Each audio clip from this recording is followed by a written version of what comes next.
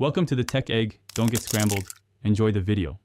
If you see a water-detected alert, stop charging immediately and disconnect the cable. Power down the device right away to prevent short circuits. Inspect the lightning port with a bright light and a magnifier if available. Look for visible liquid, corrosion, or lint that can hold moisture. Do not shake the phone aggressively or insert metal objects into the port. Avoid compressed air and heat guns because they can push water deeper or damage connectors. After powering down, gently blot the lightning port with a lint-free cloth to remove surface moisture.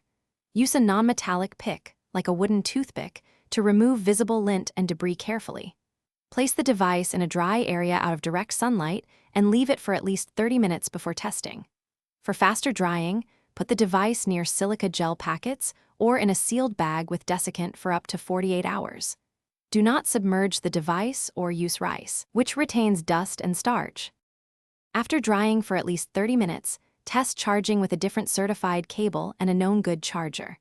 If the water-detected alert persists or charging is inconsistent, inspect for corrosion inside the port. Corrosion requires professional cleaning and connector replacement.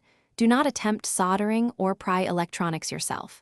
If the device remains functional, use a waterproof case and port cover to prevent recurrence. Avoid charging in bathrooms, by pool.